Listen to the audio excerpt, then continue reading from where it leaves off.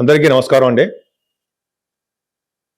ఇప్పుడు మనం సూర్య భగవానుడు రవి మేషరాశిలోకి మారుతున్నాడు. అంటే మీనరాశిలోంచి మేషరాశిలోకి 14th నుంచి మారుతున్నాడు. 14th of April. సో మారడం, పైగా రవి మేషరాశిలో ఎగ్జాల్టేషన్ ఉచ్చ స్థితిలో ఉండడము, ఆయన 3 degrees దగ్గర పరమోచ్చలో ఉండడము అని జరుగుతుందండి. ఆ తర్వాత కూడా బలంగానే ఉంటాడు ఆయన. సో మేషరాశి నుంచి మీనరాశి వారి వరకు కూడా సూర్య భగవానుడు ఇచ్చే ఫలితాలు ఎలా ఉంటాయి మనం ఇప్పుడు తెలుసుకుందాం.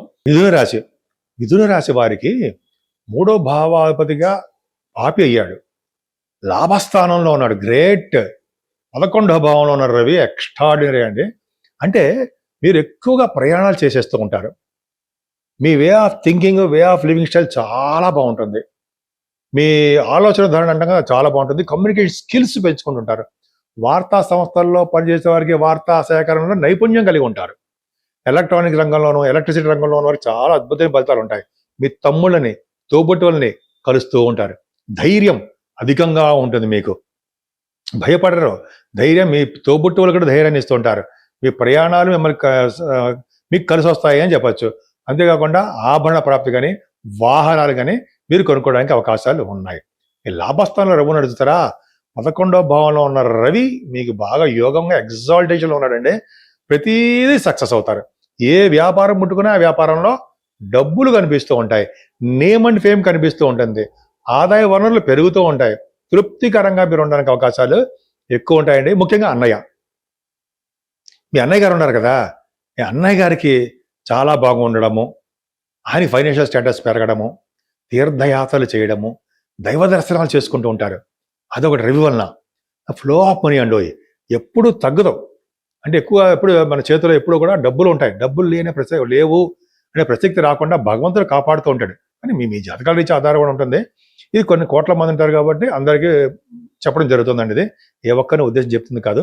మిథున రాశి వాడికి అంత అద్భుతమైన ఫలితాలు రవి ఇస్తాడు. రవి పాపి కానీ యోగాన్ని కలిగిస్తుంటాడు.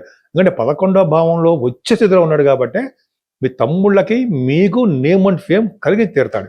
తమ్ముళ్ళు అంటే చెల్లెలు కూడా, తోబుట్టువులు కూడా చెప్పచ్చు. ఈ విధంగా చాలా బాగుందండి. సూర్య భగవానుడు నమస్కార ప్రియుడు, ఆరోగ్య ప్రదాత. ఎప్పుడు కూడా మీరు సూర్య భగవాను లేవగానే నమస్కారం చేసుకోండి. ఆరోగ్యాన్ని ఆయన ఇచ్చి తీరుతూ ఉంటాడు. నా పేరు వాడ్రేవ్ ఆదినారాయణరావు, డాక్టర్ వాడ్రేవ్ ఆదినారాయణరావు, ఆది అస్ట్రాలజీ. మీరు మీ జాతకాలు తెలుసుకోవాలనుకుంటే మీరు date of birth, time of birth, place of birth ఉండాలండి. మీ జాతకాలే కాదు, మీ కుటుంబ సభ్యుల జాతకాలు కానీ, మీ బంధువుల యొక్క జాతకాలు కానీ తెలుసుకోవాలనుకుంటే మీరు ఆ నెంబర్ ఇవ్వండి. ఖచ్చితంగా మనం పరిష్కార మార్గాలు చెప్పచ్చు. ఉద్యోగాలు రాలేదనో, లేకపోతే పెళ్ళిళ్ళు అవ్వట్లేదనో, ఏదో ఒక సమస్య, పిల్లలు పుట్టట్లేదనో, ఏదో ఒక సమస్యలు ఉంటాయి కదండి. వాటిల్లో మనం అనాలిసిస్ చేయొచ్చండి. తీసి చెప్పచ్చు, మనం చెప్పగలను నేను. సో 36 years నుంచి దీంట్లో ఉన్నాను. Plus cost accountant. Cost accountant అంటే నేను అకౌంట్స్ ఆఫీసర్, CMA రిటైర్డ్ అయిపోయాను. సో అవన్నీ పక్క పెడదాము. ఏదేమైనా యాస్ట్రాలజికల్ డిపార్ట్మెంట్ దీనికి సంబంధించిన విషయాల్లో కూడా కొద్ది గొప్ప నాలెడ్జ్ ఉందండి, చెప్పగలను. సో అంతేకాదండి, మనం ముహూర్తాలు కూడా పెడుతూ ఉంటాం. మన యాస్ట్రాలజీ తరపున ముహూర్తాలు, గృహప్రవేశ ముహూర్తాలు, ఒడుగు ముహూర్తాలు అవి మనం చెప్తూ ఉంటాం. అదొకటి. అంతేకాకుండా మీరు మ్యాచింగ్ అంటారు సరే, వధూవరుల జాతకాలు, ఆ పరిశీలనల అవి కూడా అదే అసలు నేనే చేస్తుంటాను. నేను ఇలా షూటింగ్స్లో ఉన్నప్పుడు మీకు ఫోన్ లిఫ్ట్ చేయలేకపోవచ్చు. మీరు మన వాట్సాప్ ద్వారా మెసేజ్లు పెట్టండి.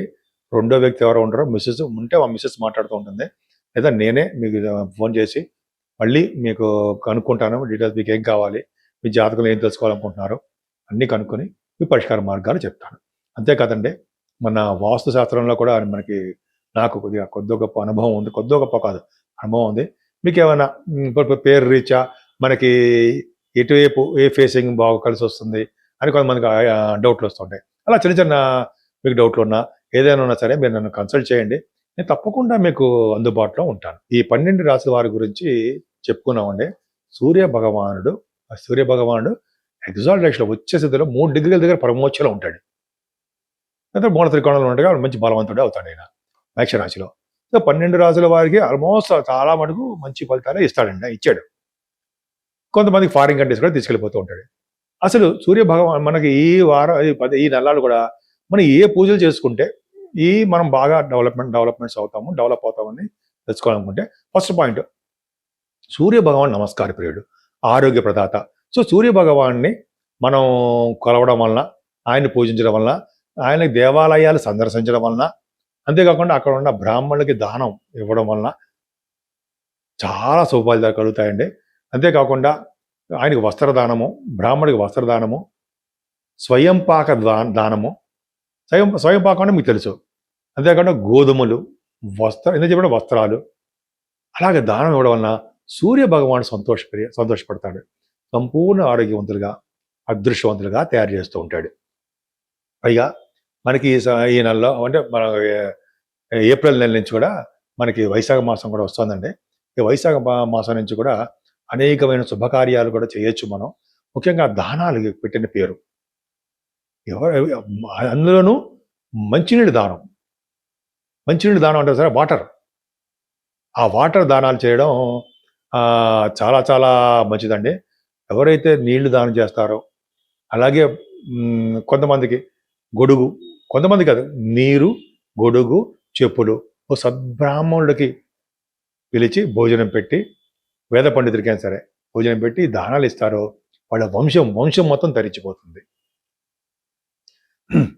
అంతేకాకుండా సువర్ణ దానం కూడా అంటాం. అసలు పక్క పెడతామండి. ఈ నెల మనకి అంటే మే నెల నుంచి కూడా 1వ తారీఖుని పౌర్ణమి కూడా వస్తుందండి. పౌర్ణమి పూట చాలా పవర్ఫుల్. అందున రవికి ఎదురుకుండానే చంద్రుడు అంటాడు, పౌర్ణమి అంటాం, సూర్య భగవానికి ఎదురుకుండా. సో పౌర్ణమి పూట చేసే పనులు మంచి మంచి అదృష్టం కలిగిస్తుంటాయి. ఆ రోజుని చాలామంది మన చాలా గొడవల్లో కూడా అమ్మవారికి అభిషేకాలు చండీ హోమాలు చేస్తూ ఉంటారు. అభిషేకాలు, చండీ హోమాలు. హోమాల్లో పాల్గొనడం వలన సూర్య భగవాన్ యొక్క మనకి ఆశీస్సులు ఎక్కువ కలిగి, అమ్మవారికి ఆశీస్సులు కలిగి ఈ 12 రాసుల వారు కూడా అద్భుతమైన ఫలితాలు ఉండడానికి అవకాశాలు ఉన్నాయి. అంతేకాదండి, మనకి ఈ నెల 12వ తారీఖున కూడా హనుమత్ జయంతి వస్తుండోయ్.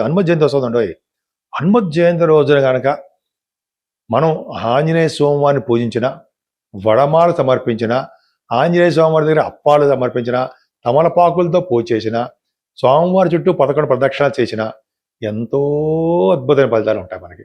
పైగా సూర్య భగవానుడు యొక్క ప్రభావం కూడా మనకు ఉంటుంది కాబట్టి ఆంజనేయ స్వామివారిని కూడా పూజించడం వలన సకల శుభాలు, అష్టైశ్వర్యాలు, అనారోగ్య సమస్యల నుంచి బయటపడ్డాలు, సంపూర్ణంగా ఆరోగ్యప్రదంగా ఉండడాలు ఎక్కువ ఉంటాయండి. పైగా రవి కూడా ఉచ్చస్థితిలో ఉండడం వలన అందరికీ మేలు చేయడానికి అవకాశాలు ఎక్కువ ఉంటాయి. ముఖ్యంగా పెళ్లిళ్ళు చేయడానికి అవకాశాలు ఎక్కువ ఉంటాయి. సూర్య భగవాన్ని కొలిచిన వారికి, ఆంజనేయ స్వామి వారిని పూజించిన వారికి సకల శుభాలు కలుగుతాయి. ముఖ్యంగా శనీశ్వరుడు వల్ల వచ్చే దోషం కూడా పరిహారం అవుతుంది ఆంజనేయ స్వామి వారికి హనుమత్ జయంతి రోజునే ఆయనకు అభిషేకాలు చేయించుకోవడం వల్ల. ఈ విధంగా చాలా బాగుందండి. ముఖ్యంగా మనకి మీకు ఏది తోస్తే, ఏది అనిపిస్తే, మంచి అని అనిపిస్తే ఆ పూజలు చేసుకోండి. ఏదైనా సూర్య భగవాన్ మాత్రం వదలద్దు. ఆయన పూజించడం వల్ల మనం మొత్తం కుటుంబ సభ్యులు, మొత్తం రాబోయే పుట్టబోయే పిల్లలకు కూడా సూర్య భగవాన్ మంచి పొజిషన్లో ఉంటాడు. తెలుసా, మీకు తెలుసా, ఐడియా ఉంది కదా. సూర్య భగవాన్ ఎవరైతే ఆరాధన చేస్తారో, రథసప్తం పూట పూజిస్తారో, సూర్య భగవాన్ని యొక్క పూజలు ఎక్కువ చేసుకుంటారో వాళ్ళకి, వాళ్ళ కుటుంబ సభ్యులకి, తర్వాత జనరేషన్స్ పుట్టబోయే వాళ్ళు కూడా సూర్య భగవాన్ జాతకంలో మంచి ప్లేస్లో ఉంటాడు. అలా నాకు జరిగింది కూడా. సో అది అద్భుతంగా ఉంటుందండి. సో మీరు సూర్య భగవాన్ కొలవండి, సర్వశుభాలు కలిగి తీరుతాయి.